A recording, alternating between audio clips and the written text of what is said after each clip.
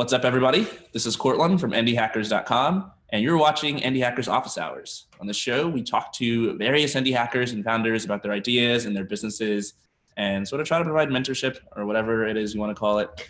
But today, our guest is Lynne Tye. She's actually with me in person, and we're going to be talking to at least 3 different indie hackers. We'll see who else joins. And first up, we have Kara Borenstein. So, Kara, why don't you introduce yourself and tell us about what you're up to? Cool. Thanks, guys. So I'm Kara. I'm one of the founders of Kaylee, and our goal is to empower engineers to share knowledge painlessly. And so we have a tool up for personal notes and projects in beta. And currently, my main thing is hustling to try to get more teams to sign up for the team product. And so I've gotten most of my users through my network. I was a software engineer at Twilio, so I know some people from there. And from like reaching out cold emails to people on Twitter, Quora, that kind of stuff. But I was interested, I guess, first in some suggestions for how to get more of these earliest users, and especially early users that actually want to pay for things. That makes sense. Can I understand a little bit more about your products? Like what types of projects or like what kind of teams? Is it a matter of the size? Are your users mostly like at bigger companies like Twilio, for example, or? So right now we only have people using it for personal notes and tasks. Okay. So it's independent of their job, either like a small team or a larger company. But our target is engineering teams. Most engineering teams I've been on have been somewhere between like 4 and 6 people. And so to start, yeah, we're most interested in teams, any company size. But I found from talking to companies that if you're at a company that's like 20 people or less, they typically don't care that much about documentation because they have like, it hasn't become a burning problem yet. Whereas a company that's hundreds of people, it really matters. Right. So you're solving for that problem of documentation. Yeah. Mm-hmm. Okay. I feel like maybe it needs to see the product. Have you seen it? I haven't seen it yet. Okay. But how about before you jump in, I forgot to introduce you. You are Lynne Tye, the founder of Key Values. You were on, let's see, podcast episode number 86. Yeah. For Indie Hackers. You talked about how you're doing 80K in revenue last quarter. I think you hit 100K this quarter.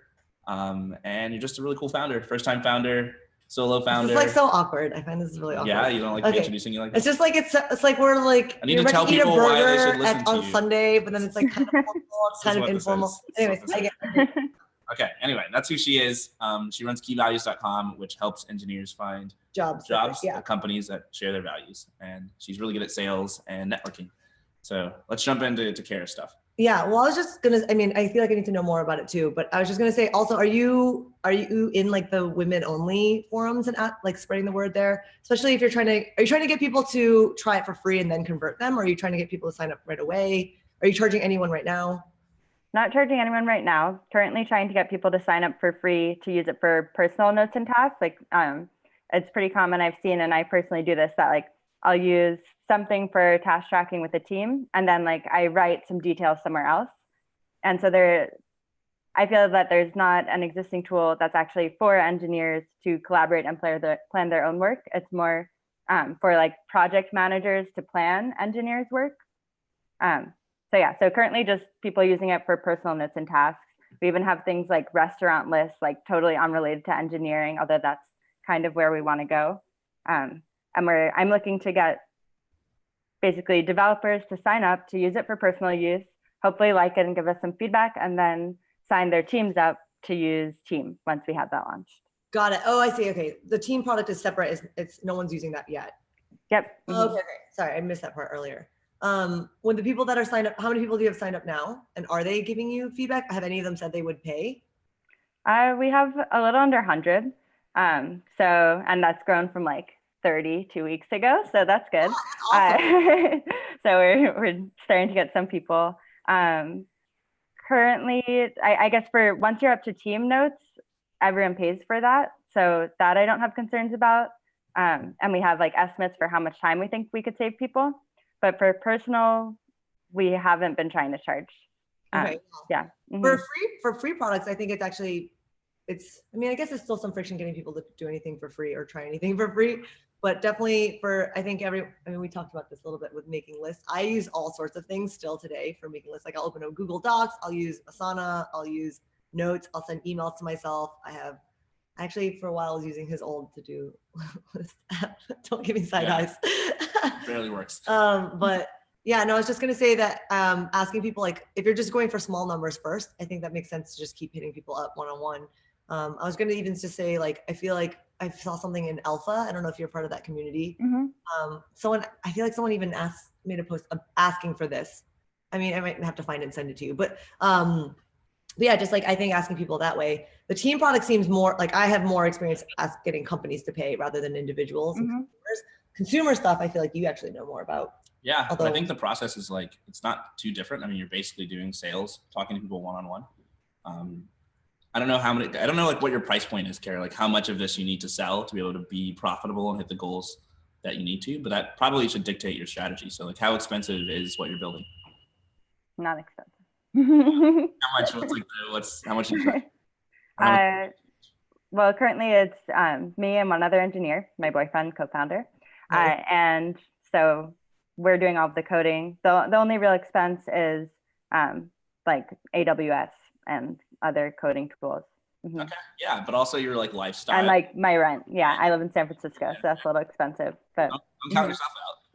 How much like do you want to charge like per month per user? We're not totally sure yet. Maybe that's something you guys can advise on.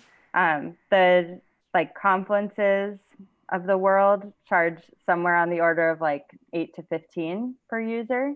That's per month. Per month, yeah. Part of why we built it is because those things make it such that it's really hard to find things as an engineer, and that results in working on the wrong projects, not just wasting time trying to find it, but actually like I coded the wrong thing multiple times, and I know a lot of people have done that. So we're thinking of trying to price potentially higher based on the value add. But that's actually something I wanted to ask you about, which is like, so I have some people who are using it for personal use and would be good candidates for using it for team. How do I feel out how much I should be charging from them? So this one's, I guess, okay, first is if you have, which is why it might be good to get people to use it for free. Although I always feel nervous saying this because all the advice I ever got was like charge right away, charge more. And I obviously did the opposite thing where I did, like, I let key values be free for like a year. Yeah, basically when I started, I was doing free labor for companies. Like I would go and I would interview, I would literally go and be like, I'll show up to your office, I'll record this conversation. You don't have to look at anything else before. I will choose your values for you based on this conversation. I'll write everything up. I'll like make everything look pretty. You just say yes or no. And then people would obviously then edit it a little bit. But I just did this for like, maybe a little bit less than a year, but like basically a full year. I was just full-time doing this for free. And I feel like I'm nervous to say this just because most people would have said I should have charged earlier, but it does reduce the friction, and then it gets people to want to share like their profiles more. And so the thing I was just going to say is that one of the hardest parts about doing sales at bigger companies, and if you are using bigger companies that have multiple teams, which would be the best instead of like a small startup, the best thing you can do is get champions. And that is if people already love your product and love it so much that they will not consider it like a task for them, but just to tell their team, like they're like advocating for your product already. They say they use it personally. And so that's might help be like kindling for one's like hitting me for the future. If you let people use the personal use first. And I'm not sure how much they tie over, but like if I used a product that I really liked personally and I recommended it to my coworkers because I thought they would like it too, and then there was a team product, it'd be a lot easier for us all to make a case for it because we're already using it. We all like it a lot. I think in general, engineers have pretty good, like, what's the right word? Their opinions and have weight when they say this product will make my job easier or like save us time or whatever, whatever small problem it solves, and especially if it's at a smaller price point. And then, usually I think the hardest part, like Slack had this problem, like how do you get teams to use it? But if a team can use it or anyone uses it for free, and then there's some stickiness, like I'm not sure if that's true for you, where once you already input, I mean, I guess it is true. If you like input all your projects and task lists, it's like annoying to move it somewhere else if you've already been. How do you get, like, because in key values, you'll like do a profile for a whole company and you have to talk to a bunch of different engineers and the company, right? Yeah. Do you get like one person in the company who forces everybody to do that? It's totally mixed. It's totally mixed. But sometimes it's like, sometimes it's too many people. It's like 30 people at the startup all want to contribute. And it's like, there's just like way too many side comments. There's like questions to each other. I don't know if it's to me. So sometimes there's like it's just mixed, but usually there's like one person driving it, I would say, or one or two people who are like owning the process. And then they're the ones corralling everyone else. And it's always like kind of top down, right? It's not bottom up. Not like you like talk to one engineer. No, it's actually in the beginning, it was almost always bottom up. Okay. Yeah. But then once I started charging, it was like, hi, this is my first, like I've been at this company for 3 months. I don't really have like buying power. So I'm not going to be like, even if I love it, then that's when I realized I need to like give them the tools to kind of champion it on their own, because they're basically doing the selling for me internally. And that's kind of, because then it comes at like two different directions. If we're talking to like their head of talent, like I'm talking to that person, and this engineer at that company is also pushing for it. Kara, is any of this making sense? Or is it yeah. What kind of tools do you use for championing? I'm sorry, I haven't listened to the podcast yet, so it might be. No, not at all.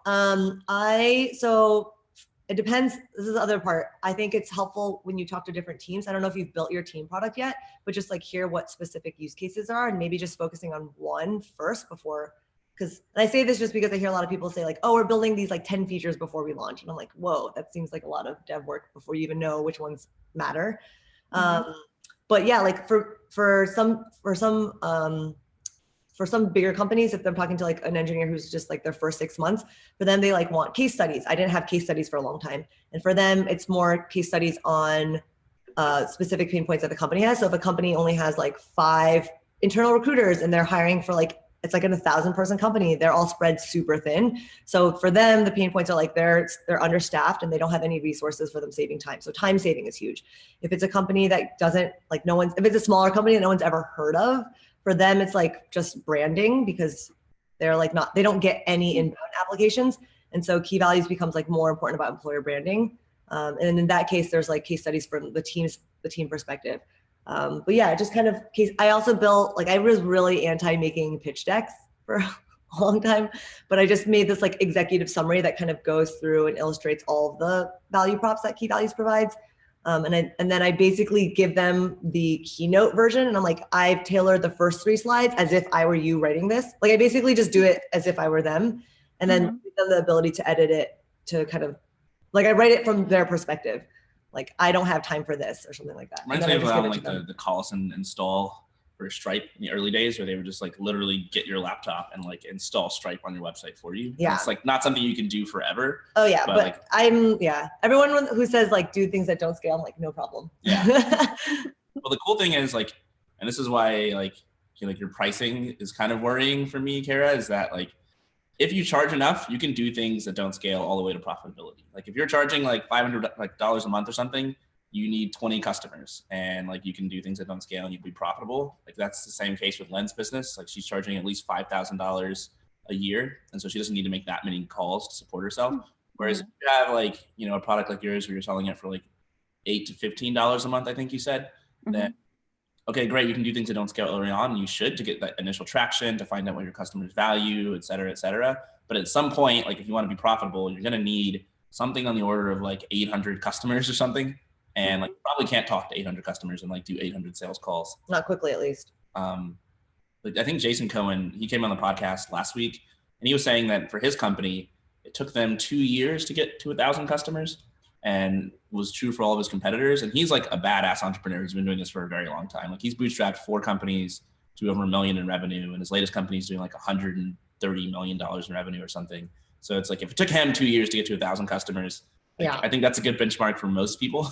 And like you probably don't want to spend two years doing that. So it's more like aspirational. If it took him 2 years, that's like the aspirational. Right. Yeah. Like, oh, I hope it will take me 2 years. So like only 2 years. Yeah. I would advise you like find a way to charge more. And like you're not going to do that without just talking to customers, and like maybe even just throw out a price. Like, hey, this is $50 that's what I was saying, because I feel like there's 2 separate products. If you're selling to consumers for personal use versus for teams at companies, like in that case, especially if you worked at Twilio, like maybe you should just sell to Twilio. If each of their teams, if you sold it per team or like per seat, then you could basically get to profitability with one customer, with one client, with one big client.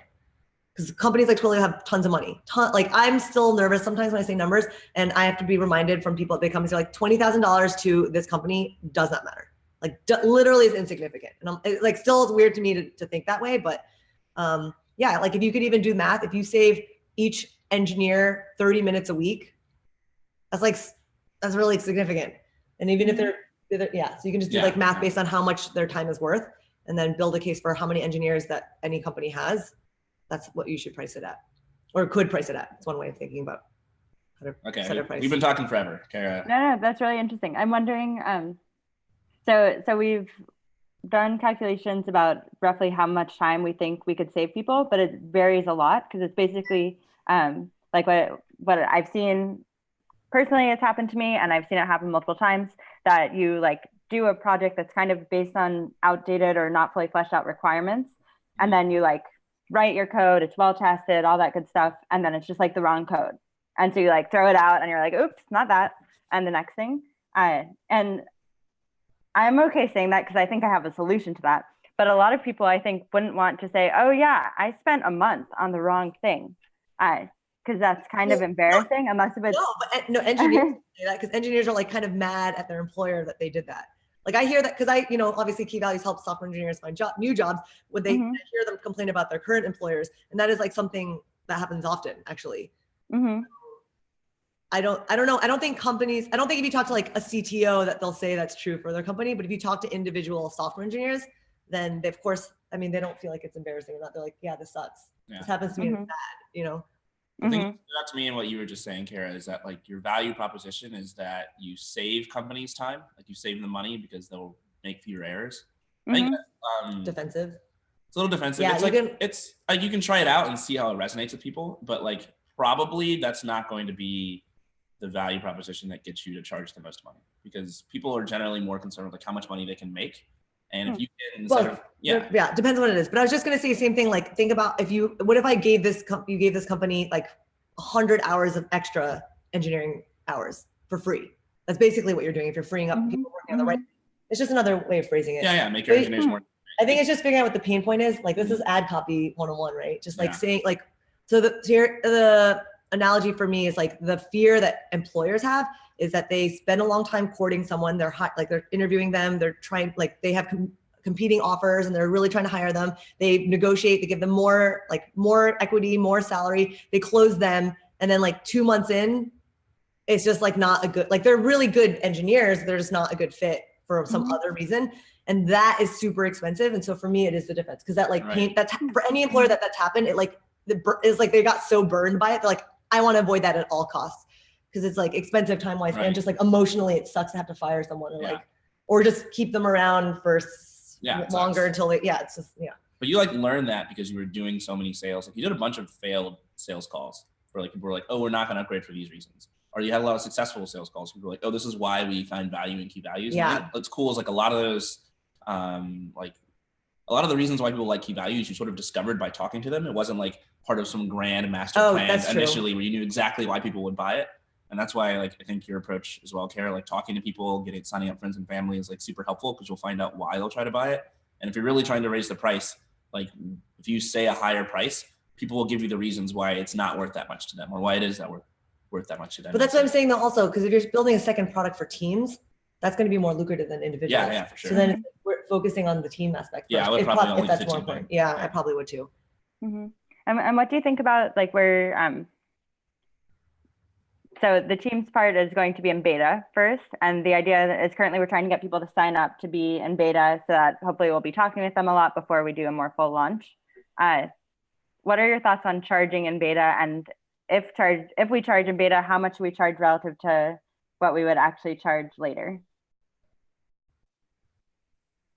That's a good question. I feel like I should try your product because I feel like I'm not sure what to imagine of it, if that makes sense. But I'm also so self-conscious about saying don't charge just to get the ball. Like, I don't know. Because it takes so much time. Like if you can afford it, I almost feel like it's better not. I mean, I'm literally scared. Say what you're gonna say. I feel like people are gonna like shit on me so much, but I just feel like it just causes so much friction to do sales.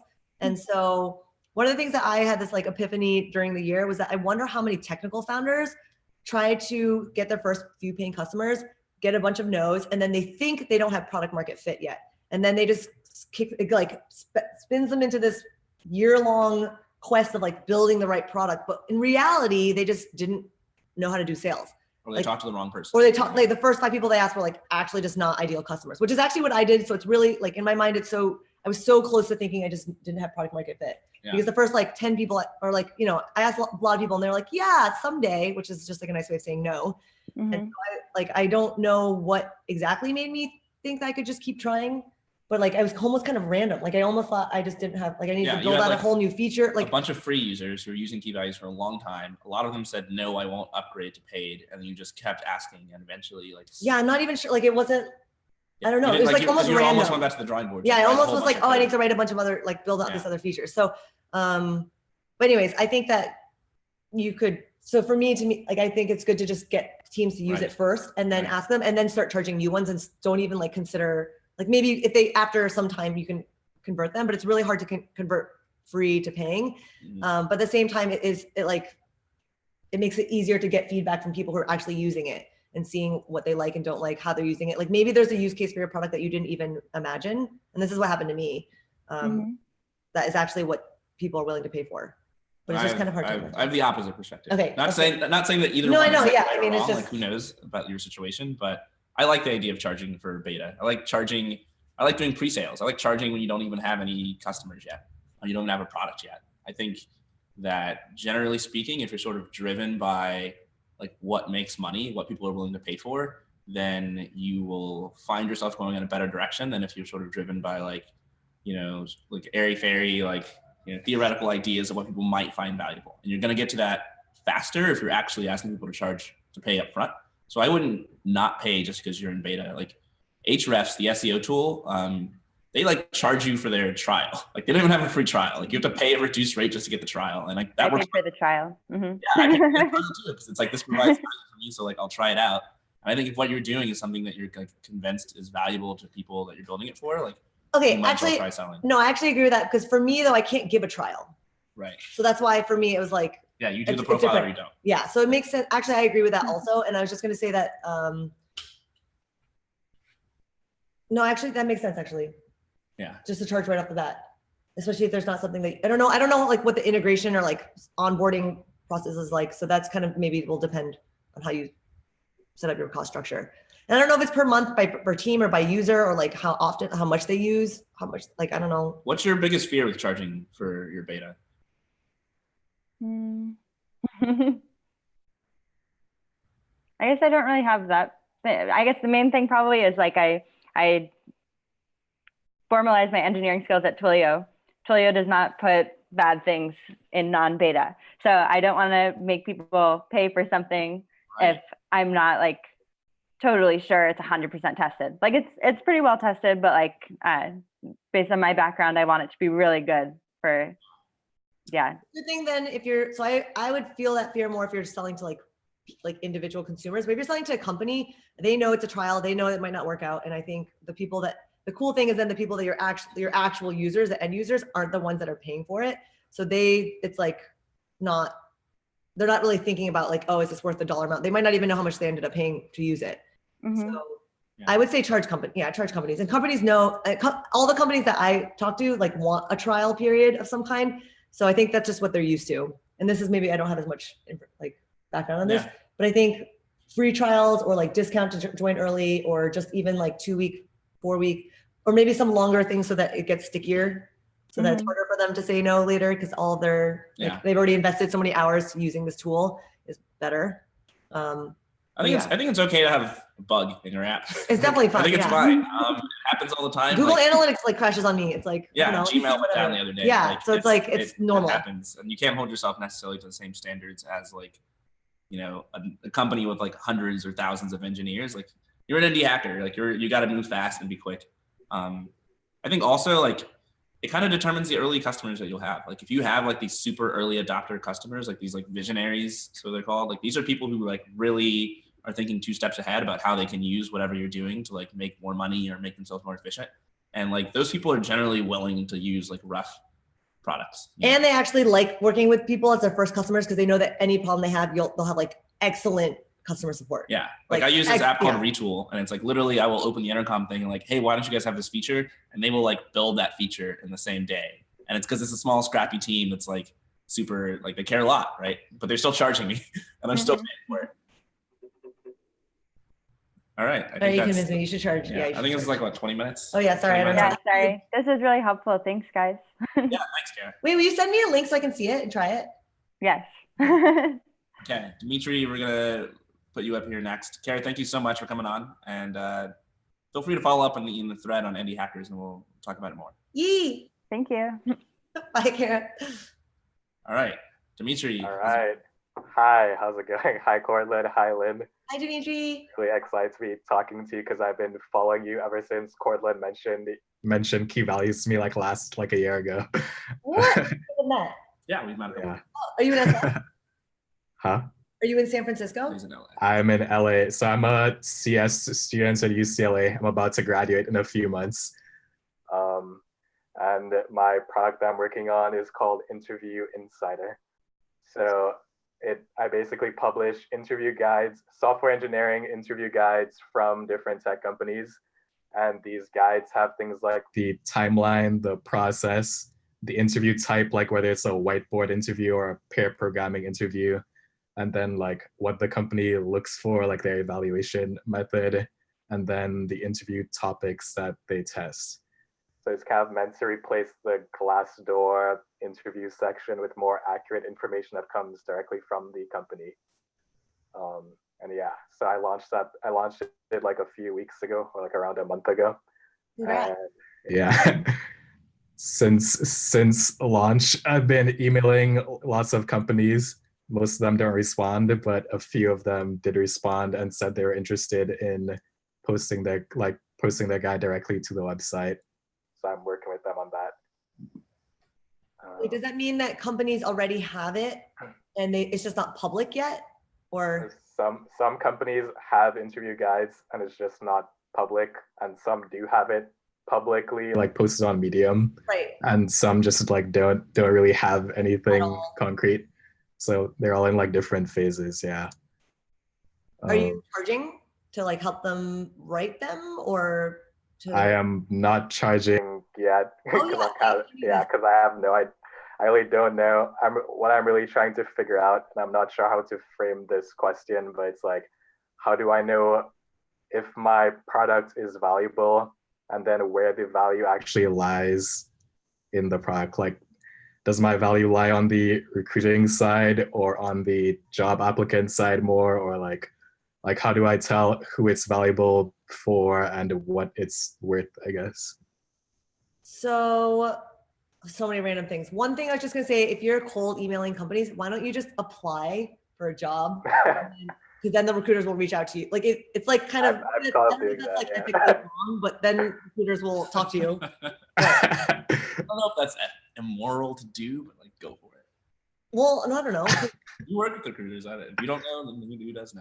Well, it's just weird because I think that I just think that in general, if you send a cold email, it's like, it's just, I don't know where it goes sometimes. Most of the time, it's just like, but I was going to say I think it's valuable in my mind immediately if companies don't have a recruiting guide, like a interview guide, I mean. So I don't know if you're like trying to work with them because then, I mean, this is just obviously through the lens of key values, like super similar in that regard then. And you're helping them like actually articulate it. It's more of like a service then rather than it's not the app itself. It's more like the actual content is really valuable. Like the most valuable part of key values is the content. So I don't know if you're helping companies curate them. If you're just like finding companies that already have them published, that also might be kind of cool just to like curate. But then it's true then, I guess, would that just be like traffic? Or people, actually maybe, yeah. And then you could charge companies based on people who apply through your site once they discover them because of the interview process. So I definitely think that a lot of engineers want to work or interview at places where they have some visibility, because otherwise it's just like, what am I signing myself into? Transparency definitely, I mean, on a personal level to me is like super important. But yeah, I think there's a lot of companies that already do it. So I can't imagine it'd be difficult to at least find these first. And you're only doing engineering interviews? Yeah, right now it's only engineering interviews. Because that's what I'm more familiar with. But. Yeah, I was just gonna say, like, I feel like on Glassdoor, it's been a minute since I did this, but a lot of them are like from 2016 or 15. It's just like people write the companies are like 10x the size now. So I don't know how relevant they are. So maybe it'd be really valuable if there was a site that actually made sure all the interviewing guides were like signed off by someone in the company that says, yes, we still use these today. That would be valuable. But I don't know. Yeah. Again, I don't know if trying to figure out like is the value on the it depends. engineer side or the company I think side? you'd have to do more, is I guess. Why don't you charge engineers for key values? I don't charge engineers because I feel like that's who I am they're like my brethren, and I would not want to pay, like, they're like, I'm on their side. Okay. You know what I mean? So I think there's something there, but also if you want to think from like a business side, it's just always better to charge companies than consumers. Like for me on my phone app, it's like, do you want to play this game for $1? And I'm like, I don't know, it's $1. Whereas for my business, someone's like, hey, you want to try this thing? It's $5,000. I'm like, sure. So it's just like, in general, I think businesses are just going to spend more money than individuals. I mean, like even you, like how much would you pay? You're like, I'm a student. Yeah, I probably wouldn't pay. I wouldn't pay to use it like personally, probably. But if you were going to help, like, I don't know, this is again, like a divergence from what you currently are doing, but like if you were going to help people prepare for interviews, I know individuals who pay for that. You could also do like income sharing agreements, because that's like the whole craze right now. Right. Where if you help them land a job, you get some percentage of their first year salary or something. No rules, you can make that up. I think consumers are willing to pay a lot of money often when like they see the value that thing provides to them and how it's going to make them a lot more money. And as a consumer, that stuff is a lot more rare. But like there are certain things like people pay for school because you get a degree, education, you're coaching, get a job, right? Yeah. Like people pay for Lambda school because it's the same thing that you said, right? Like I'm going to find a job as a result of this. Like people pay for coaching, like SAT coaches, etc. So if what your thing was positioned as is more of like a sort of like a hands-on, like we will help you get a job thing, I think that'd be a lot more valuable for engineers. It's sort of a drive-by, like let me take a quick glance at this and prepare for like an hour one day and then I'm out. And like that's harder because it's not as hands-on, it's not as consistent, you know, it's more of like a resource, and people are sort of positioned in their minds as something closer to like any other resource that they can Google for free. But if you're trying to mediate though, like you could also do like a paid, like you have to pay more and then you can get like contact information. You can like, they can directly contact the recruiter at the company, people like that. People pay money for cutting the line basically, or like not going through the normal ways. But anyways, I still think you should charge companies. What? It's like the whole education scandal where people were paying to skip the line of admissions. Cut the line. They like, that's different. Yeah, I don't want to. Why don't you just pay for your interview at Facebook? But like, I know a lot of people reach out to me because of key values where they're like, oh, I'm trying to help people. And they're not like a business per se, but they're just like, if you want to refer anyone to me, I'm happy to help them, like coach them up on how to interview or negotiate or anything on that front. And that's like more one-on-one coaching. And of course people would be willing to pay.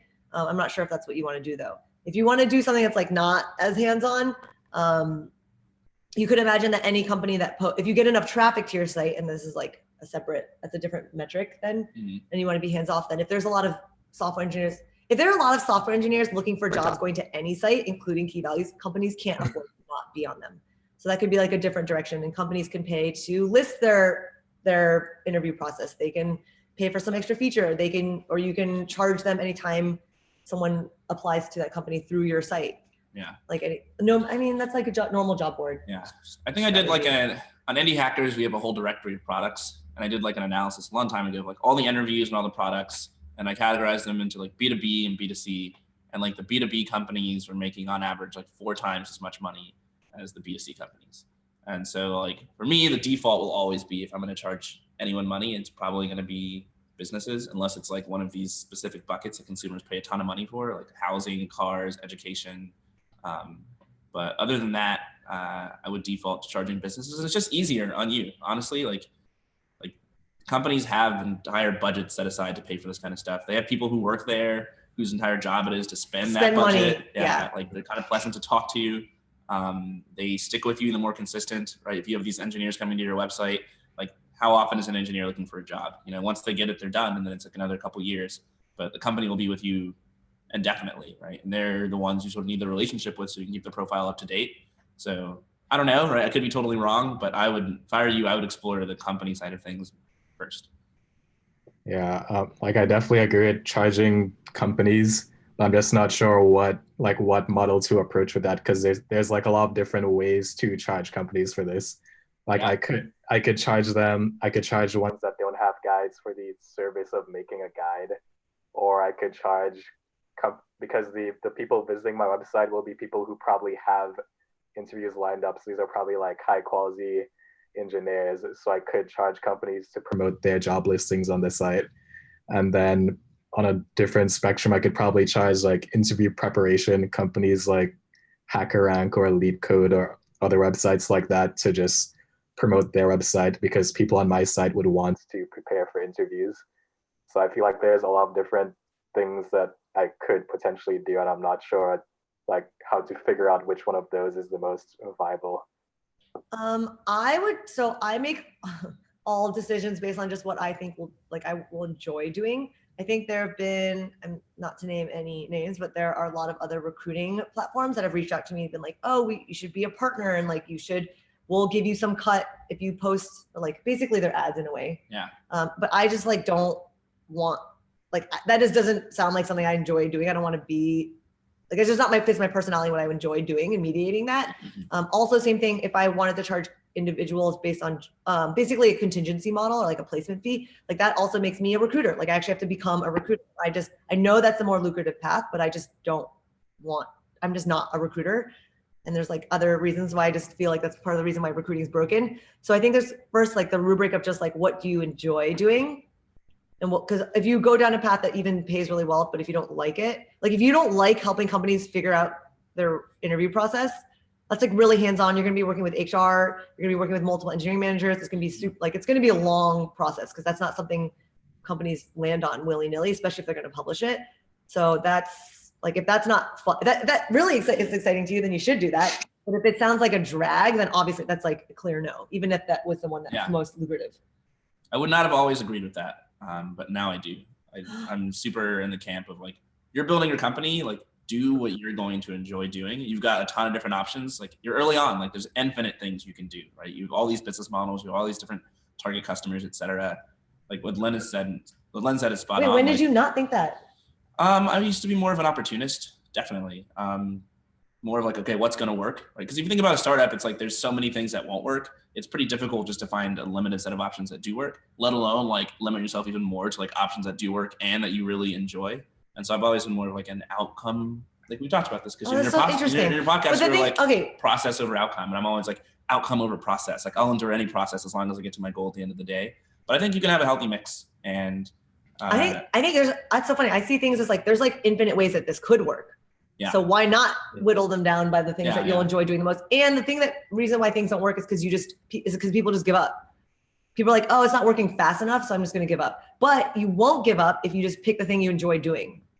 That's like how I think you're significantly less likely to give up. So like I would look at your business models and try whichever one seems like the most. I mean, something obviously is not going to work. Maybe don't do that thing. But if like things seem pretty simple and pretty even matched, then do the thing you would like doing the most. And honestly, you're not going to know what's going to work until you try it. Like you don't know what these companies are going to find valuable in your website until you actually talk to them and see. Well, no, I'll tell you right now, they're trying to hire engineers to have traffic from engineers who are currently looking is valuable. That's why there's infinite number of job boards. And that's why everyone wants to start a job board. Yep. But the crux of having a job board is just getting traffic. So if like that's. But that's like when you say that, it makes me think so much about key values, because it was like that was the entire play for key values early on. So I was going to do two parts. So I know what companies want. They want to hire. They want to get in front of people who are looking for jobs. They're like sourcing. Companies spend so much money sourcing. They have like 20-person sourcing teams. All those people do all day long is look on LinkedIn. Like look, some of them if they're advanced, like look through GitHub projects, open source projects, and like reach out to people. Cold outreach. That's like all they do. There's a bunch of companies that are literally just like AI for sourcing. It's just like whatever. So that's one part. The other thing is the actual like hands-on consulting. Like if you help a company figure out what their interview process is, like you're like, that's a very different business. They have to trust you. You have to like have authority in what that looks like, which you probably will if you spend another, I don't know how long you spent on this, but if you just like read all these other companies' interview processes and like talk to them, that you probably will become an expert actually not too long. So then that's like a different thing, because that's your service then, rather than like your site being the product. So that's just like, those are two different things. But companies need help hiring, very broad, but like they want to have a good candidate experience. They don't want to waste, they want to spend the least amount of time to hire the best people. That's like, so anything that helps along that is what they want. Yeah. But and they will pay for all that for sure. Okay. A lot of things will work. That's why I like a lot of things. What do you think, Dimitri? I'm just wondering, like, on the topic of, like you said, most people just give up before they get to the point where they find the value or whatever it is. Like, but how do you know when it is time to give up on a product? Like, I know this is like an impossible question. So like more specifically, was there a point where you thought key values was not worth working on, or did you? No, never. Because I actually, how did you know that it was? I know this is also defensive. I think we were talking about this with Kara actually, but I feel like even if I knew key values was going to be like totally demolished by some, I don't know, like Huge competitor. We talk about like worst case scenarios, but like imagine all the 3 worst case scenarios for key values. And if I knew that was going to happen at the end of this year, would I still keep working on it? Yeah, because it's still worth it for me a day to day. So that's, for me, it's like never been a question. That's true for me and Indie Hackers too. Actually. Like I enjoy doing, like if key values like didn't, obviously if it made no more money than it does now, or like it plateaued and then dipped back down, but then stayed steady at something where I could live, I would still do it because I genuinely enjoy doing it. So I think that's kind of the thing between the process and versus outcome oriented mindset. Because if you enjoy doing it, then you're never in danger of giving up because you just like enjoy doing it. Have you seen Shallow Hal? No, I have not. I was thinking about it the other day. It's kind of like that. Yeah. It's like well, now if you haven't seen it, then I don't want to explain it because it's such a stupid movie. But basically, like if you really enjoy it, it doesn't really matter what anyone else said. Like if it's a success or failure in anyone else's eyes, if you like love what you're doing and you can like, I don't know, then it doesn't really matter. Like, is that really? I don't want to give my answers because I don't want to like. This is your office hours. No, I'm here. Well, you're like the opposite. I know we're really different, aren't we? Yeah. But you should quit when it's like sucking the life out of you, and or when like you have to make. Well, this is also people will disagree. Like if it's just like financially, or there's some circumstance where you just can't. There might be like a reason, but you can always just like work on it on the side. Worst case scenario, you can do consulting work to help bootstrap if you aren't making money right away. It's really difficult to know when to quit. It's kind of a very personal decision. It's super personal. Like, I personally am like the opposite. Like I don't want to do anything that's not going to show some promising signs of success at any time longer than like 3 or 4 weeks. Otherwise I'll move on.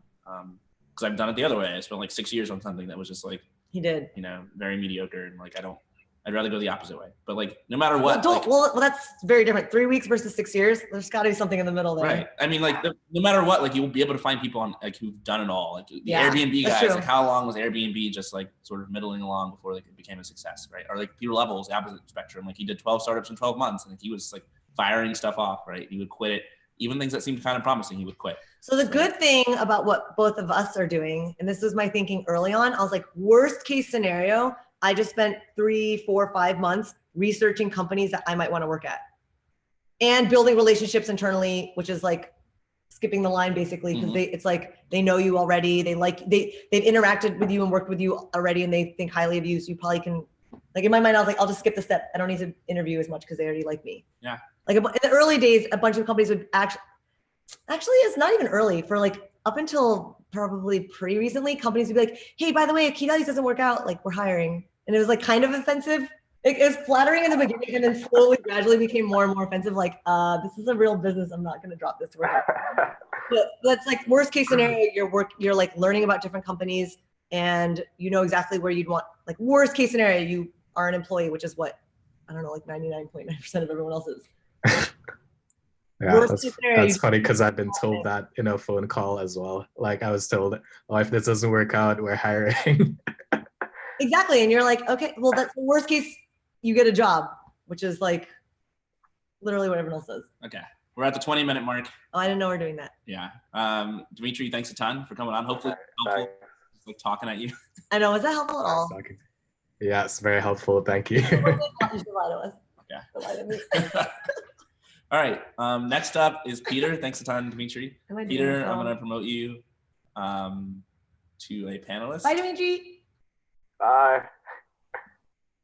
All right, Peter, welcome to the show. Why don't you introduce yourself and tell us what you're working on? You're so cool. Yeah, so I am Peter. I live in Raleigh, North Carolina. I'm a software engineer kind of by day. And my project that I'm working on is essentially like Yelp for summer camps, more or less. So I'm tentatively calling it CampMate. And I got the idea because my wife is part of a family where they're 4th generation summer camp owners. And so I'm like somewhat familiar with the challenges of the businesses. And so essentially there's no like kind of central authority for finding them based on criteria or rating them. And so that's kind of the idea.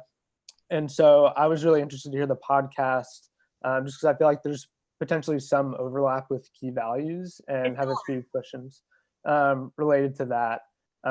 So anyway, I was the guy that tweeted at y'all about Courtland being a good friend for teaching you how to code. So shout out to Courtland. He's a really, really, really good friend. Yeah. But I guess my questions are probably my questions. Sorry, go ahead. Nope, my bad.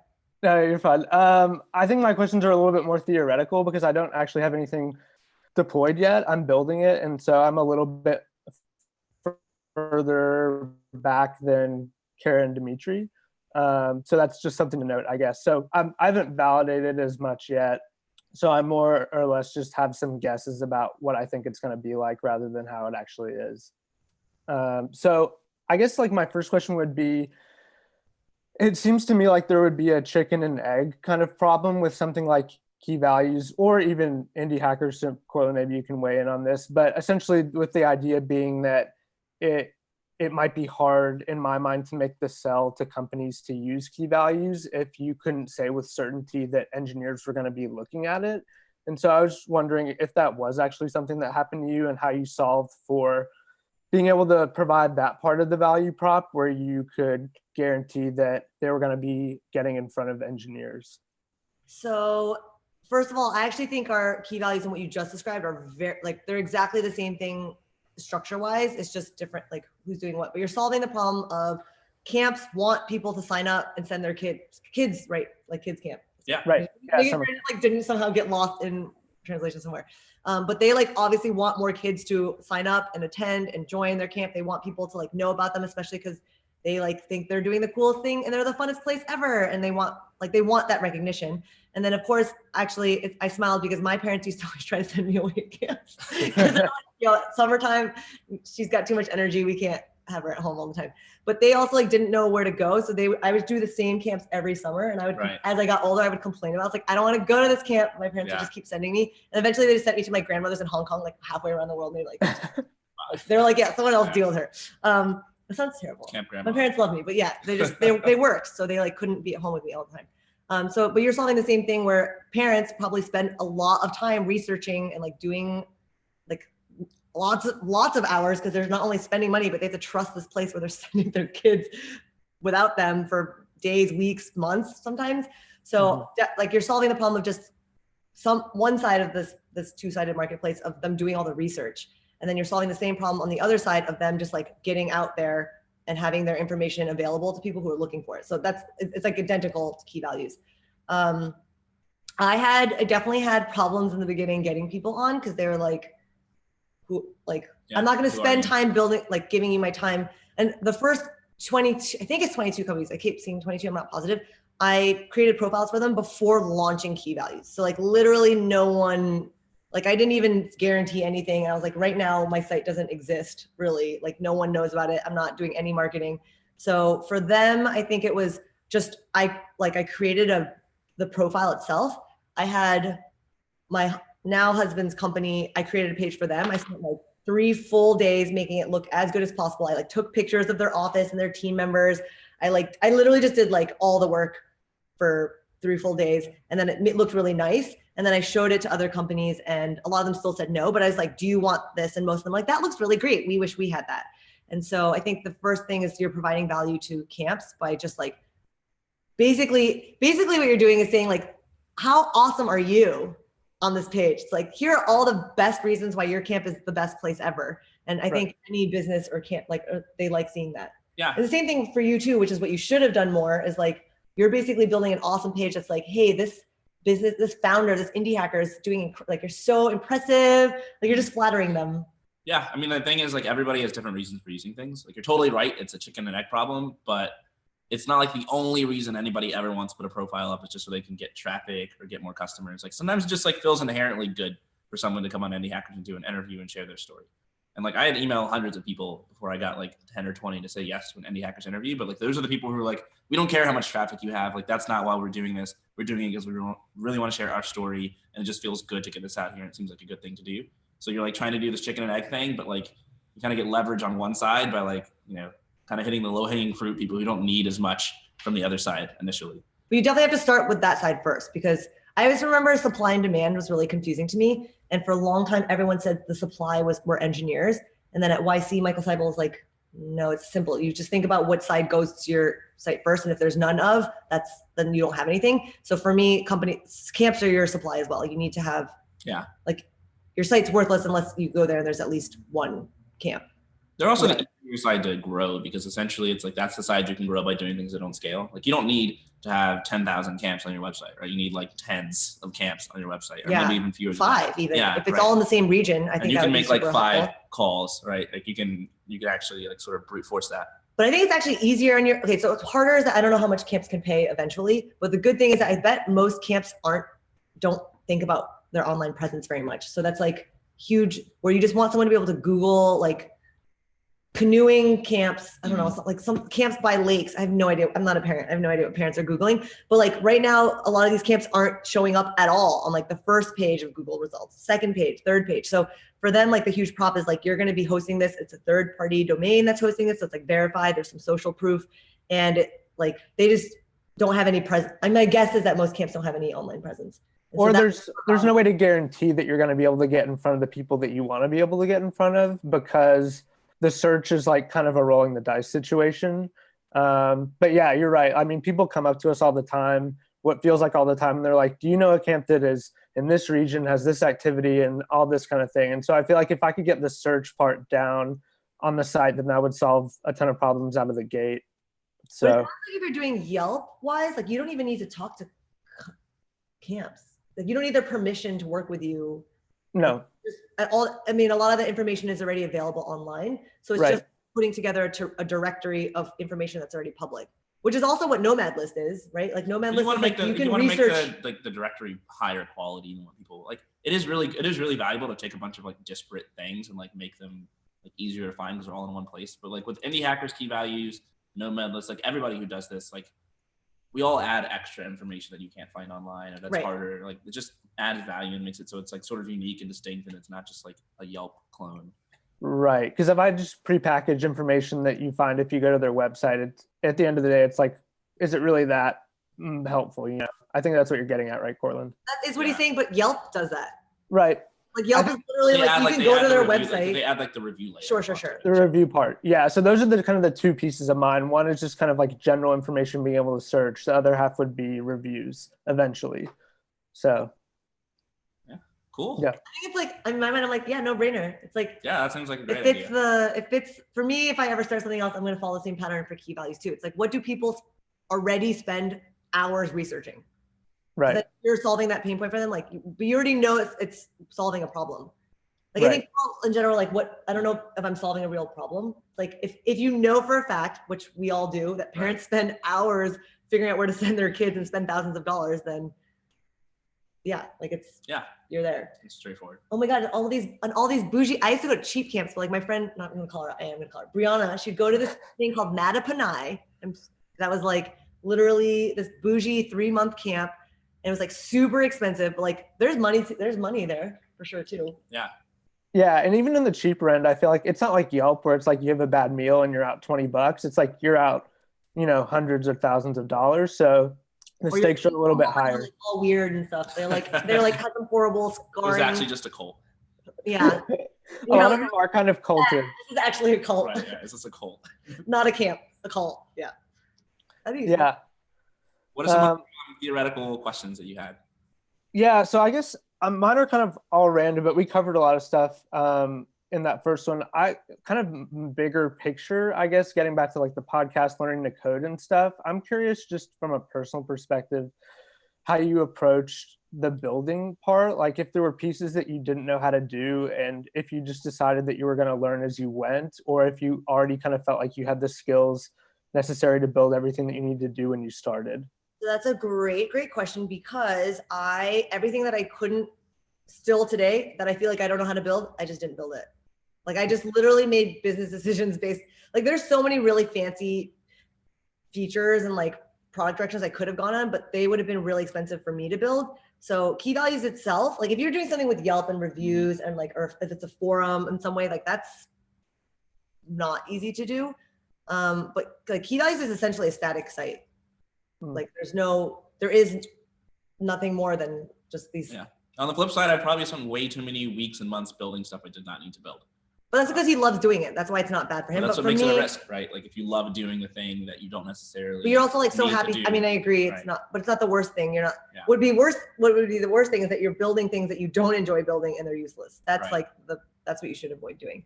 But like, I think to start, just having a simple site where people can do like search functionality or like, yeah, I think that wouldn't take too much. Yeah. I think I remember your comment. Like, you don't need to be a back-end engineer with 5 years of experience to build that at all.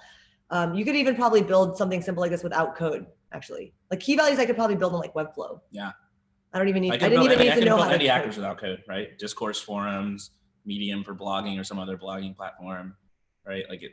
Well, you can do things minimalistically and like you don't like. There's this whole no code movement going on right now where like all these different founders are building things without writing a single line of code. And like, yeah, it looks a little bit hacked together, but like in the early days, it's fine. You know, for like a reviews website, like it does not need to. Yeah, you don't need to write every single line of code yourself. It's very unlikely the value you were delivering to customers is like some sort of like extremely technologically complex thing, right? It's more. For your idea, that's definitely true. Yeah, same thing for key value. Yeah, I think the idea is just not like spending time on stuff, but kind of like you guys said, like I would like to validate earlier and not do a bunch of stuff that turned out to be garbage. So yeah, that's definitely the route I'm thinking. I guess in that case, then it's just talking to camps and seeing like, I would just be curious, are camps already paying money for marketing? I'm sure they have brochures. I'm sure maybe they pay a PR person to like do press or like, do any of the camps that you're looking at have these like big fancy promotional videos? Because those are expensive to produce. Right. Like I know my in-laws, they do like, they pay big money for like a fancy video like once every 2 years or so. And they do a lot of stuff. They've paid like social media, like marketing people and specialists for that kind of stuff. So that's just one. And it's the one I'm most familiar with, but I do think there's probably some money out there for that kind of stuff. I'm kind of curious on that note, like from a pricing model, we've talked a little bit already about it, but like, I'm definitely going to go B2B. And so do you guys think like charge right off the bat, kind of regardless of what I'm going to be able to promise from a views perspective, just purely on the basis of like, hey, you're getting to put yourself out there and potentially be found by somebody? So you're better at sales than I am, right? You've got a lot more experience doing this, but like my advice would be like, definitely I wouldn't go into the conversation saying like, I'm not going to be able to get you that many views. You know, I would definitely go into the conversation trying to figure out what's important to them. So you got some sales instinct. Yeah, like just talk to them and ask them. This them. is a waste of your time. Listen, you're not going to get anyone coming to your camp because of this. No, like ask them like what's about, because like we were saying earlier, like everyone's going to see different value. Like everyone's unique. People have different things they really care about. If you ask a lot of questions, you'll be able to figure out like with a lot more certainty, like what value you're providing that they actually care about. But yeah, number one, I would charge out of the gate because why not? If you try doing that a lot and like you find a lot of like resistance, then maybe go the other way. But like if you're like, why not start by trying to charge? Yeah.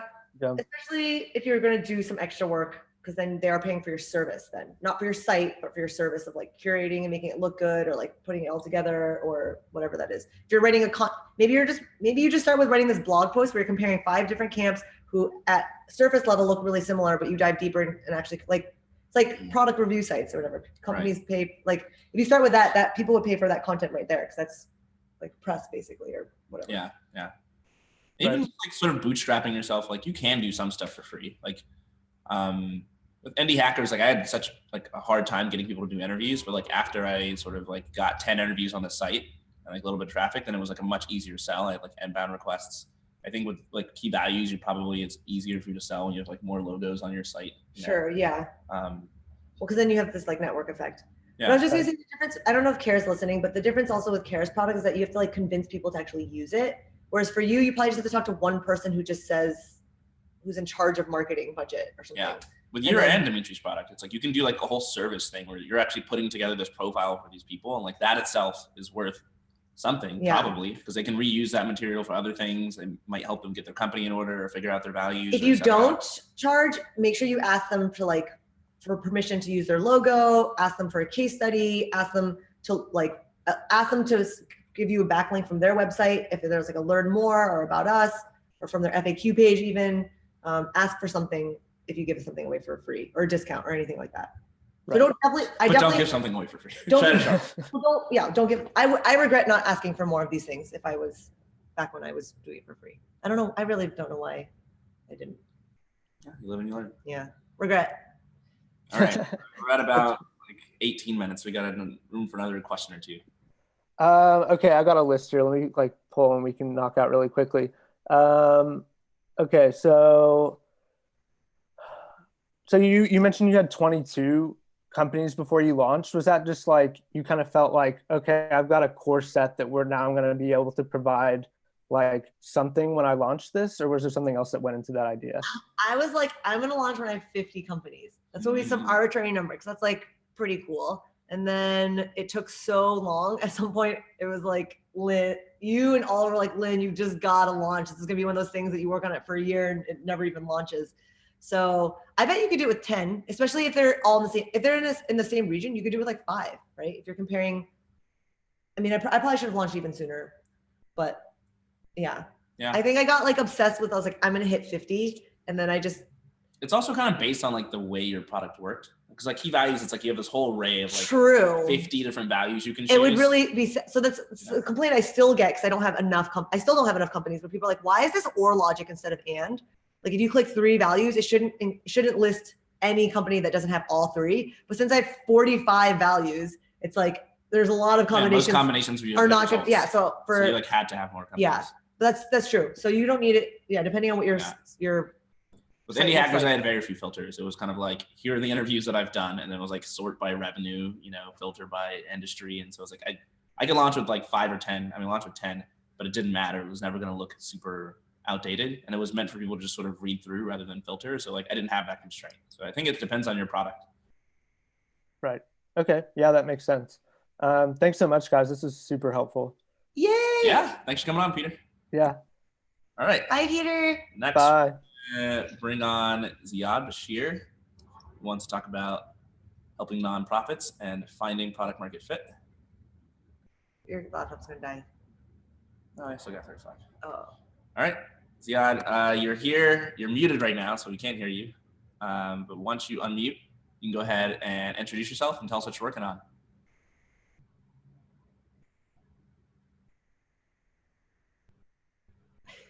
Okay, is it working now? Yeah. Yes. Okay, great. So basically, my name is Ziad, and I like making stuff essentially. And when I saw you guys offer for office hours, I thought I'd like mention the thing that I'm trying to work on now, and it's called Matter Source. So basically what I'm trying to do is like, my thesis is that there are people out there that want to help or do stuff or like improve the world somehow, but are not really sure how to do that. And there are organizations on the other side, like most probably nonprofits, that don't have the resources or the time or the money to invest in doing every potential thing that they might want to be able to do in their area of operation. Does that make sense? Yep. For sure. Okay, great. So basically, I wanted to like, at this point in time, I just started working on it at the beginning of this month. So it's been a week. And yeah, and what I'm trying to figure out is like, what kind of features exactly, like how the interactions should work between the people that are like looking to make an impact or to help an organization in some way, and like the organizations themselves, like how should they interact? Should it be like a forum, for example, or should it be more like a project task list where they like have boards where they can collaborate on and invite each other in such a way that, yeah, it would be open. It wouldn't be like working within a company, a regular company, because that's like just internal stuff. You don't involve outside parties and like core things to put your product or like whatever it is that you're doing at your business. So basically, like I'm trying to come up with ideas, as I said, and I'm not sure how long that's going to take, but I'm aiming to have like a sort of a working version of something at the very least by the end of the month. So I'm over the next 3 weeks. And after that's done, I don't know. I don't want to get my hopes up. It's probably going to be just nothing. And I want to know like how long is it going to take? Like, I think the real work is going to start once I put something out there, which is going to be like version 0.01, and then like figure out like how many 0.0s I have to get through until I find product market fit, like something that's picking up, that's resonating with the people, and like I think there's. I wish we could tell you. I know, right? I was gonna say it's funny that you mentioned the different ways it could look, because when you first said it, I was like, oh, it's a Kickstarter. You like instead of money though, you're gonna volunteer time or expertise, or wasn't sure what exactly that looked like, but it's interesting to think of it as like a task list, or if it could be a million different things. Yeah, like you're literally asking like, how do you find product market fit? Like, what product should you build for your market? And I don't know if anyone can answer that question. Well, but maybe like, I was just gonna say like maybe it's just starting to find the person that would use it.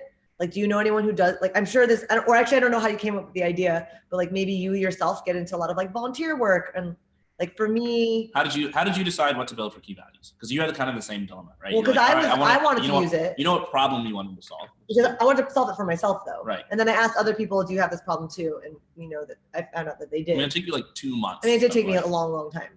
But I was just gonna say it helps for me. I always thought about it from the perspective of a job searcher. Like I knew, like, so I literally talked to like 100 different software engineers, at least. I talked to people I didn't even really know, asking for weird favors to just sit down with me and talk about how they looked for their last job. So maybe it's first finding people who like consistently look for volunteer work. I know companies, actually, some companies have like 40 out, I forget what they call it, but they'll have something where like they pay their employees for X number of hours to do volunteer work. Like they'll pay them a normal salary, but they don't have to do normal work. And so like, how do they find partnerships, or how do they know what volunteer? I actually have no idea, but I know companies do it because it's like a perk, right? Right. So maybe it's just talking to those people who are actually the ones searching for different ways to get involved with charities or nonprofits, and then asking them like how they even do that. I have a few suggestions too. Like, first thing I would say is like you're starting with the problem, right? You know that people want to volunteer and they find it hard to figure out how. You know that these organizations want more help, but they have a trouble finding it. Like, I think most people start with the product. They're like, I'm going to build this thing, and then we'll figure out what problem we'll solve. Like, you're already on the right track by like starting with the problem first, because you can sort of examine the problem in isolation. You can see, is this actually a valuable problem to solve? Do people actually have this problem? Can I make money? Is money exchanging hands here? Like, how many people have this problem, et cetera. So like number one, kudos to starting that way. Number two, like my bias toward determining what the product should look like is I go to the customer and like try to research them and figure out like my best guess based on what I learned from them, talking to them. Customer meaning people like the actual in this users. Case, nonprofits. In this case, probably like in my case, it was basically the people who were reading Indie Hackers, right? So like I went to Hacker News. I was like, what do people who read these interviews really care about, right? They do research in these places. They only care about stories that share revenue numbers. They always want to have like the behind the scenes like strategies with marketing and growth, because they get frustrated when that's not included and they feel like it's not trustworthy or helpful. They really like getting advice from the person. They always ask for advice. So like I didn't go into the Indie Hackers interview process like completely guessing like what product should I build. It was kind of like, I already know who my target market is. I already know what their problem is. I've talked to them and seen them talking to each other. And so I'm going to use like basically what they've said. And I guess my hypothesis is that will carry over to my interviews. I think the same should be true for you probably. Like you have all these different ideas for what your product can look like, but those are all just guesses. And like, you don't really know what people are going to use. And if you actually talk to them and see them just like how they're going about this today, right? And you ask them questions and like, you'll get a lot more signal on what it is that you should build. And you won't just be building a random product in the dark. That's my advice.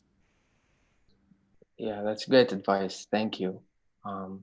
Eventually, like my end goal is like enable people to like interact in a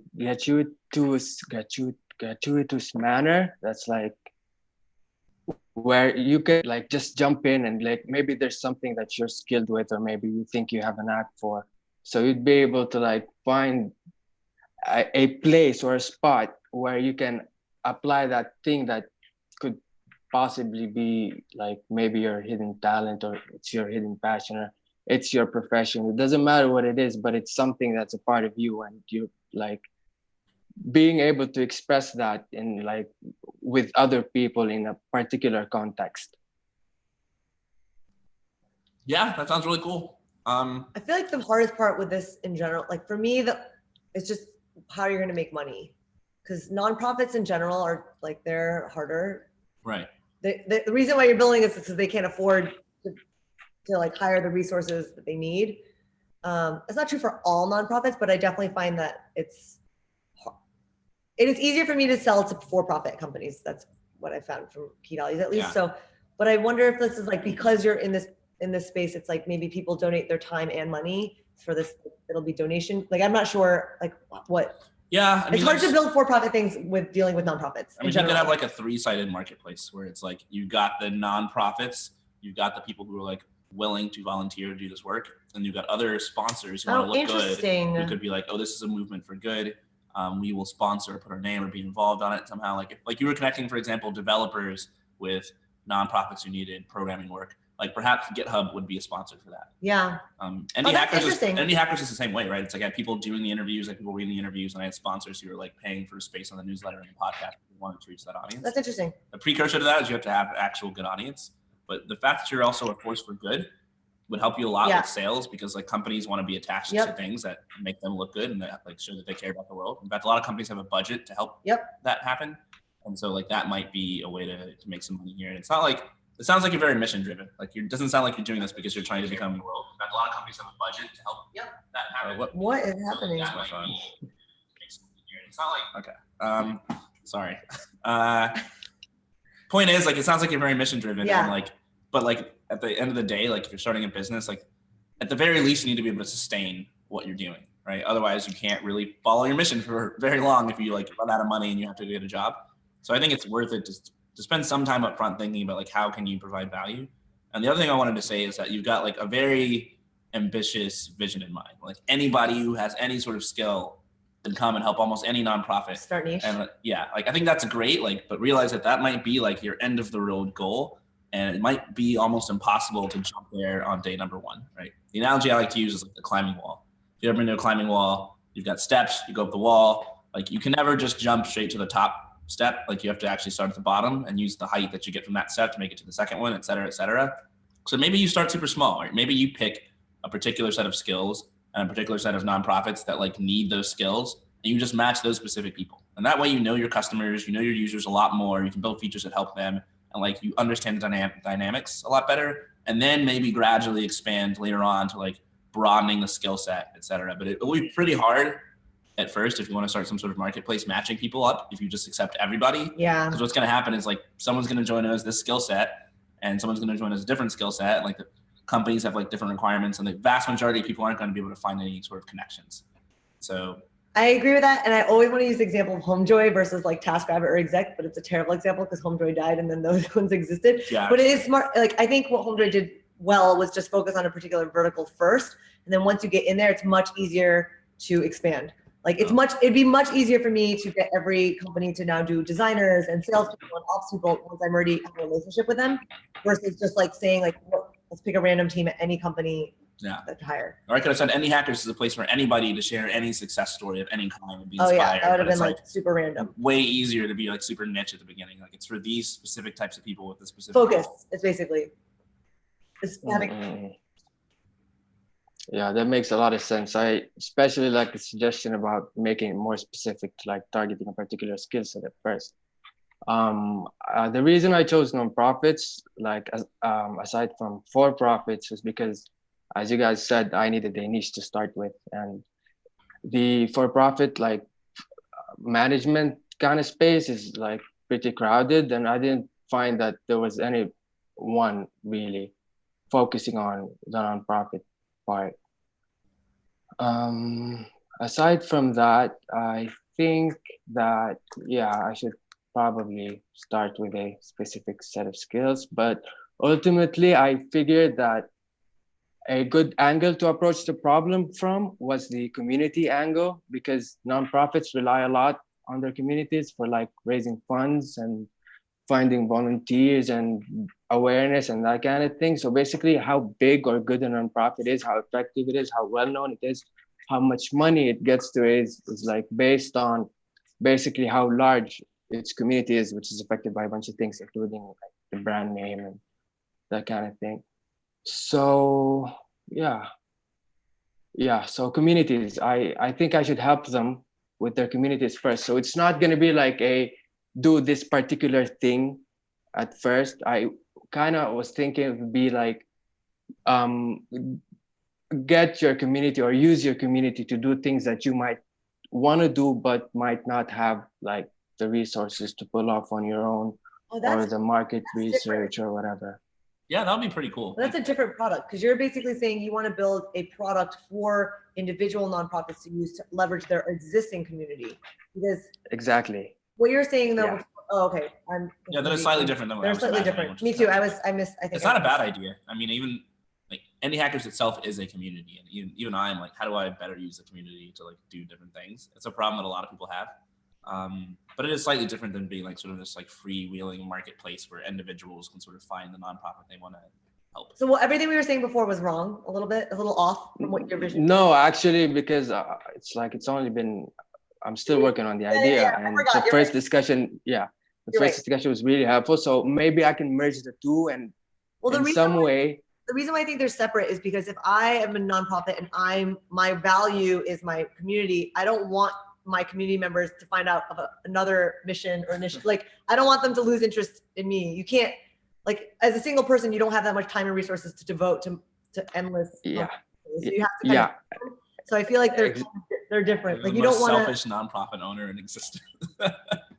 Yeah. So I think like the key play here is going to be, because if you have a sufficiently large nonprofit that has like maybe a community of like over 5,000 or 10,000 people, you're obviously not going to have enough stuff for all of those people to do, right? Clearly, you're not going to be able to leverage 10,000 people. Or something for people to list all their activities or like events or whatever, and then people can then find. It's a different product entirely. It's not like here's the thing that anyone can visit. You're building something that each nonprofit can then like tailor and use for their own whatever. Like they have to be able to customize it to whatever they need help with, right? This is another thing where I would start small. Like if your specific goal is like these nonprofits have huge communities and it's hard to really get these communities in a position where they can like effectively contribute, like maybe you build some special purpose tool that allows a large group of distributed people to all work together to do something. Like, I don't know what that thing is.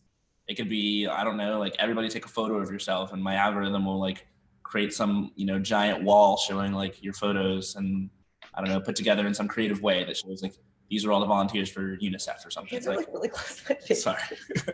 I don't know. Like the point is like, if you have like if it's like this super open-ended thing where it's like anyone can use your software or whatever it is you're building to leverage your community in any way, like it's going to be really hard.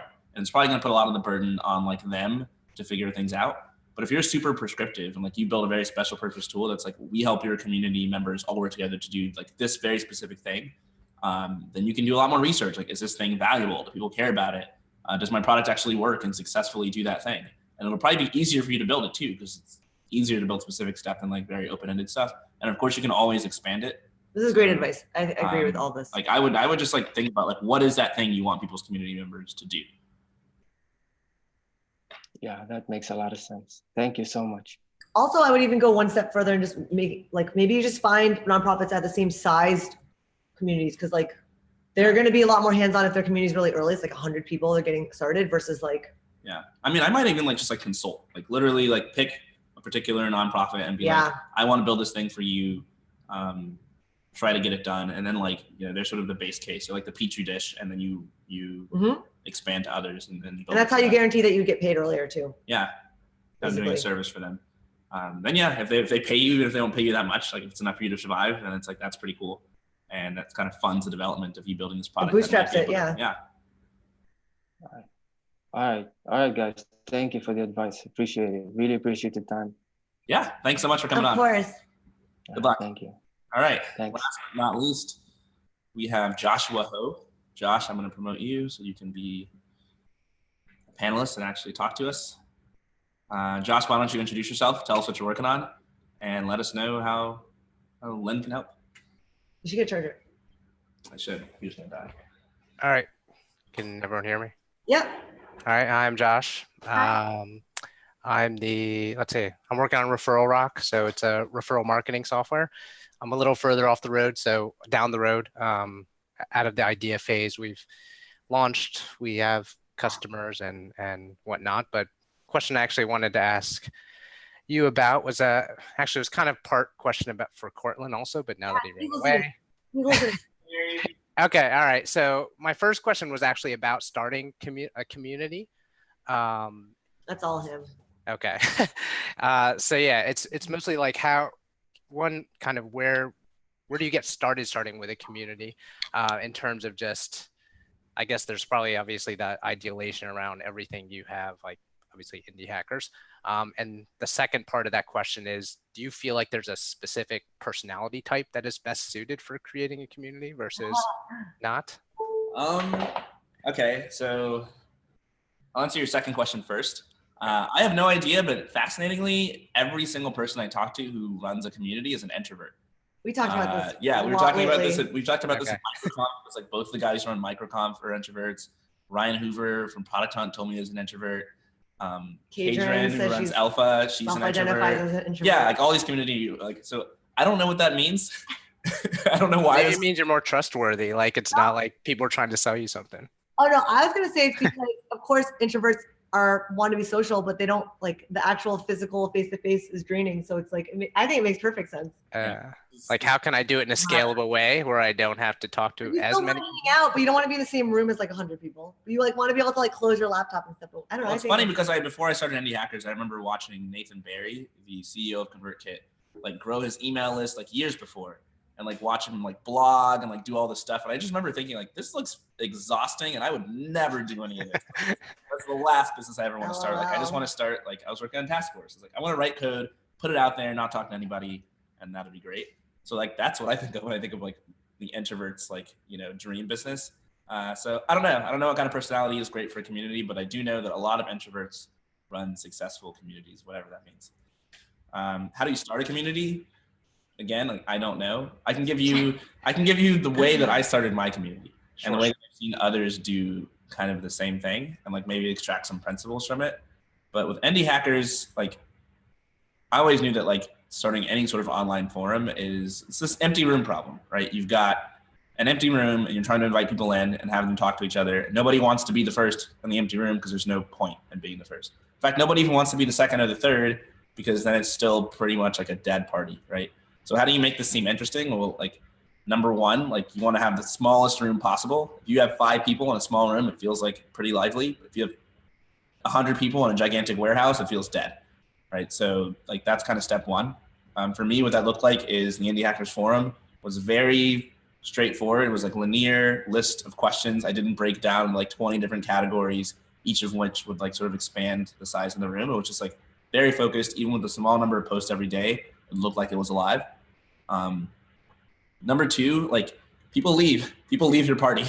If someone comes to your party and they don't like it, they walk out the door. So like what you need is like either like some sort of massive event where you can get everybody to your party at the same time, like set a date and a time, like just constraints. Like the forum is open at 10 p.m. on Thursday, the 21st or something.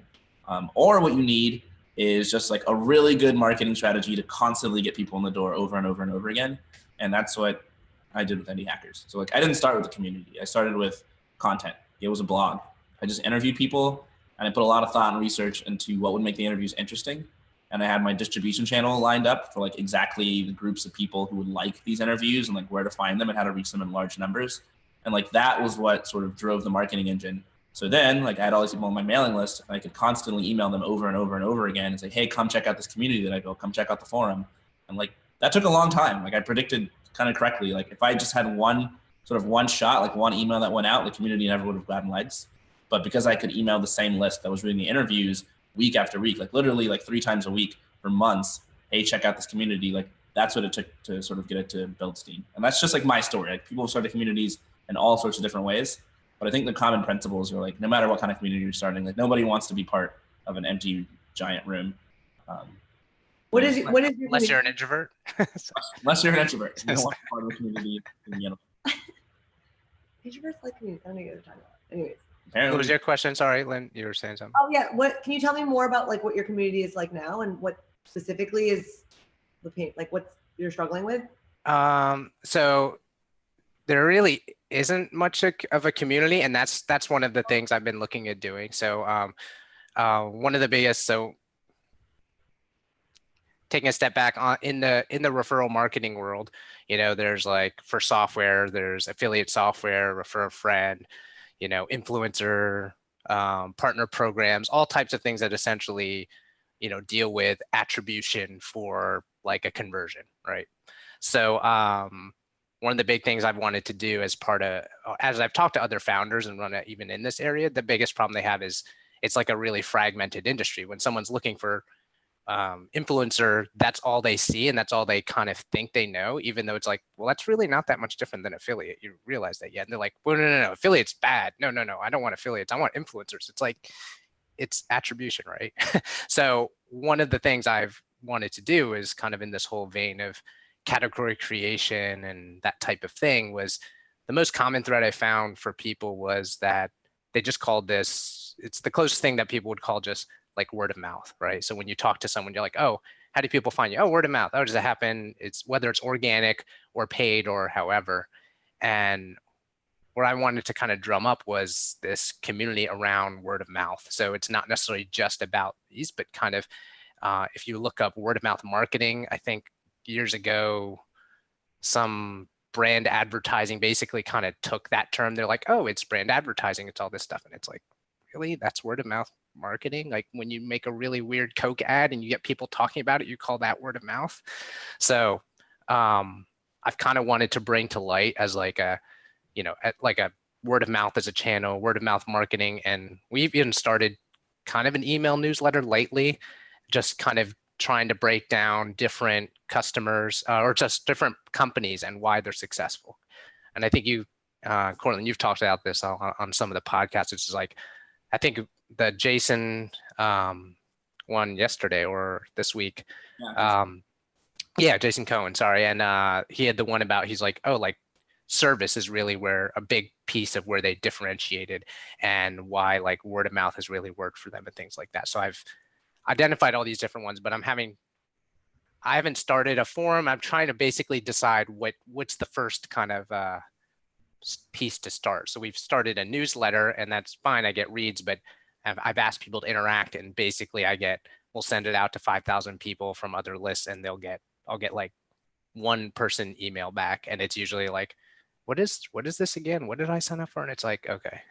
So I'm trying to like drum up and just to see if there's something in that water, you know, so to speak, before I spend more time investing in it. What is the community? Who is in this community? The actual people who are influencers, the people who are spreading brand awareness? I'm probably thinking mostly marketers. So people that are just people that are interested in companies that are like, why does that company get great word of mouth and why this one doesn't? So really people that want to have discussions around like, oh, this one did this and this was kind of what, and not necessarily just this is a little growth hack that they figured out, but this is like, oh, in this type of industry, like I would say a very commoditized industry, let's say like a plumbers or something like that. If you have a plumber that you can like text message or get back to you right away, his service is going to like, people are going to talk about that in the community versus like the guy that never showed up, you know? So I'm confused because like to me, a community, maybe, and this is actually really funny because I'm like not a community expert. I don't.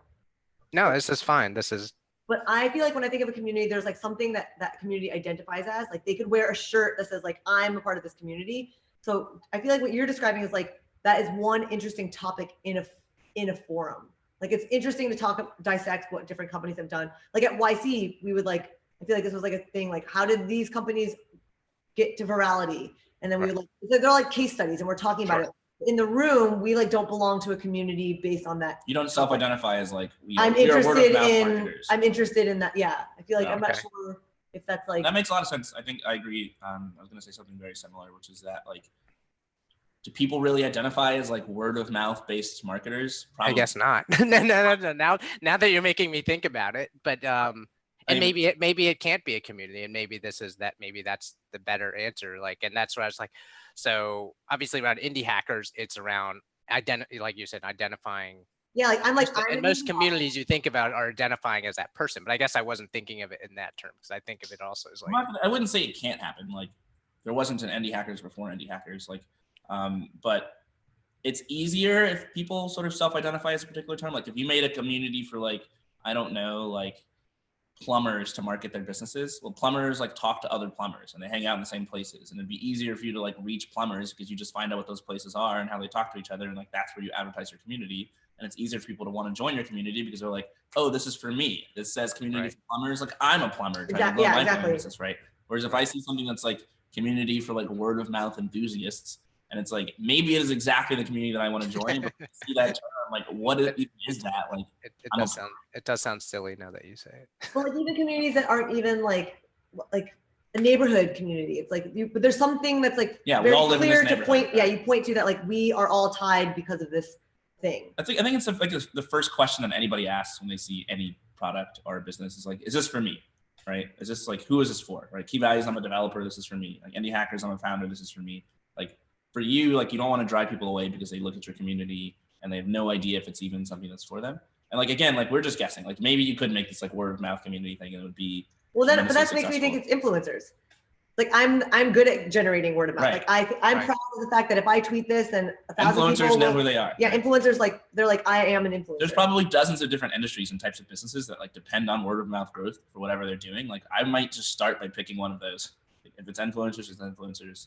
But like, get the experts like using a term that they already sort of like congregate around. And you could be broad, like you could do marketing, you know, like people self-identify as marketers, like digital marketers or something. Right. Okay. That's interesting. Nice background, by the way. Oh. Did you draw that unicorn? Is that a unicorn? It was. Well, I drew that and the horn. Well, I purposely drew it with the horn broken. I didn't see that. I didn't see that. I was actually kind of I applied to Indie VC like a month or so ago, and that was kind of like part of my. There had to be like a video interview part, and I kind of, as a joke, drew that in the back because I have this otherwise super plain whiteboard, and then my daughter came in and colored it in, added all these other things, and then tried to draw a body and sparkles, and it's kind of been there ever since. So is it? So cool. So I guess following up with that with the community, it actually relates to kind of my pairing into my second question, which is so about finding people kind of closer to the same point of you in your journey. I've had a lot of trouble with this, like in terms of actually, Lynne, I reached out to you over Twitter, if you remember. Yes. So that's me. I'm Josh. Anyway, so yeah, just like I'm in the DC area, and it's really odd here. Like, where if I go to a startup event, it's like there's like no other startup people there, and it's mostly people that either have an idea and are like literally not doing anything, and everyone else is trying to sell to you. And I think it's just an odd area, just because like the government contracting basically absorbs or is a black hole for all the kind of tech talent and stuff like that. So it just ends a very odd thing. And I've talked to other founders in the area, and I know other ones in the area, but none of them. I'm like, oh, you going to that? They're like, no, I stopped going to those years ago. Because they're just like. Well, to be fair, I live in San Francisco. There's tons of founders. I also feel like when I go to events, people are trying to sell me stuff, and I don't go to them either. So even if there's like a lot, I don't know. I think in general, it's hard to.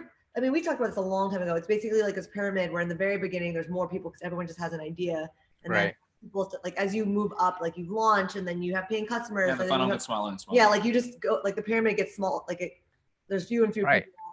So all I do is listen to podcasts. So like podcasts, but you can talk to people online. Like the way you're doing it, like with us, like this is cool. This is kind of an event through Indie Hackers. Like there are people like I'm part of regular, I guess, mastermind groups, if you can call them, with other founders where we'll talk on a regular basis. I'm part of like different chat rooms and groups. Indie Hackers itself is like full of all sorts of people who are actually doing stuff, and you can ask questions there and like become a regular if you really need to get feedback, and like take a lot of those conversations sort of offline or into your own channels and talk to people that way. You can also like start an Indie Hackers meetup. Like this is kind of why we created the meetups. We have meetups all over the world. See, he's trying to sell you something. Yeah, there you go. The whole point is he said he wasn't in sales. What happened? The whole point is you want to connect with the people who are like doing the same thing. It is true though. Right? And so if you go to a watering hole where all those people are, and then like pick those people individually and have them meet up. But instead of doing like a meetup thing, why don't you just extend an invitation to like 3 people you want to get dinner with, and the 4 of you. Indie Hackers meetup can be 3 people. Like a lot of them are like just, those I say yes to. If people invite me to like a dinner that they curated, like a handful of people that they wanted to get together, I'm like, okay, like someone thought of me for some reason. They thought I would, I'll go to that. So would you just like vet through some of the stuff on Indie Hackers, like looking for people in the right kind of. Oh no, Indie Hackers like you actually have like a meetup thing. Literally put like indiehackers.com/meetups, create an event for Washington DC. Basically, Indie Hackers who are in that area will then see that event and the Indie Hackers newsletter every week. The event happens, and like you'll actually meet people who aren't just like randos from the internet. They're people who know about Indie Hackers and have an account and care about it, and so they'll come. And even if it's a small group, even if it's like 4 or 5 people, like that's perfect. I think smaller is better. That's my favorite size meetup. I know. I think smaller. But you can do bigger if you want. But yeah, you can choose who's going to come. You can choose the venue. You can set the conversational topic, and then like those can be like your tribe where you live. Okay, interesting. All right. So what is the out of Indie Hackers? Like I think I joined maybe a year or so ago, and then only in the past couple of months I've tried to contribute more and actually like be involved in some of the discussions and things like that. Not to get like meta about Indie Hackers on this part too, but like where I don't see as many like I guess if I was to have questions about, I guess more detailed questions about like training a manager to manage or things like that, like where, and I don't know if this, and maybe this exists, maybe this is like a hidden thing that I'm not part of yet in Indie Hackers, or maybe it's in your roadmap, but like how do you keep people kind of, I guess, that want to have more advanced conversations in there? Because sometimes I'll go there and in the top feed, you'll see a lot of stuff, but it's not uncommon to see like, hey, look at my landing page, have this, or idea validation and things like that. And I try to go in and add to some of those conversations, or I'm looking for other in-depth things, and it's not necessarily, or it might be harder to find. Is there, like, how would you keep people like that are like a next step up without necessarily like annoying other people, or you're not like, no, this isn't for you, but you want to answer? I know. I was like, I know this is literally a direct question about Indie Hackers and it's directed to you, but I feel like this is what something, I know I'm just going to jump in, but I feel like we talk about this all the time where it is really hard because as you climb up this pyramid, there's how do you get people to stay there? Because they are going to be able to help everyone below them and very few people are going to help them, be able to help them, right? Whereas if you start at the bottom of the pyramid, everyone can help you. But I was just saying, the thing that's cool about Indie Hackers is if you ask a specific question like that, I bet there are people who are literally like, my background is HR. I'm a manager, but I want to start this t-shirt business. Like the reason why their questions they're asking are unrelated to their actual given expertise. So like, I think that's a separate thing of that's like, you could actually ask, how do I train a manager? And I bet people would be able to answer. But the question is maybe a part 2 question of like, how do you, are you're actually going to try to like do this? I mean, like, and I think it's been like an ongoing thing you've been working on. Yeah, to some degree, it's like kind of a solved problem. Like there are a lot of expert only forums that exist, right? Like YC has Bookface, which is like the forum for YC founders. Like probably every VC firm has their own forum for all of their portfolio companies. And like the kind of answer is you just like vet who comes in, you make sure everybody's above a certain level so people feel like they're good, like, they're going to get good feedback. And like we just haven't done that at Indie Hackers. Like there is no experts only forum with Indie Hackers. There might be one day, but there probably will be like some form of groups, but it's not there yet. But to Len's point, like a lot of the very specific problems and challenges you have, like can probably be answered by people in the community. If you're trying to hire, like there are a lot of people on Indie Hackers who read it and don't post, or who do post, but like they're off on some other journey, even though their core competency might be like managing and hiring, who could help you. So I would take a shot. Worst case scenario, like I'm the only one who responds. That's fine. But I'm also just gonna say, like, questions like that, I feel like it's funny, how do you become a better manager? Those are like all the people I follow on Twitter. It's like I get people send me interesting posts, blog posts about that all the time. And then if you read the blog post, you can literally just like email the author. Yeah. Like if cold emails are underrated. Cold emails that are really good to me, the ones I always respond are like, I listened to your podcast. I thought this thing that you said was really interesting, like, and compelling. Like I have a very specific question based on something that I've already proven that I've done research. Like I've like, whereas people send me emails now and they're like, hey Lynn, like curious what you like, what your goals are with key values. Love copy. I'm like, archive. Literally, like I literally like archive at this point. Like I get so many of those, like archive. Like I don't even know. Yeah, because I feel like a dick to be like, you should read, here are a bunch of things you should read. Like do your homework to earn, I don't know. So, but if you reach out to someone who like wrote a blog post about how to be a better manager, I bet they'd be really happy to answer specific questions that you have for your situation. For your situation. I think those cold emails are underrated. If you keep them short, targeted, if you let people know that you're serious and you're actually working on something, you're not just like sort of generally curious, people are usually happy to respond. Usually they're flattered. Yeah.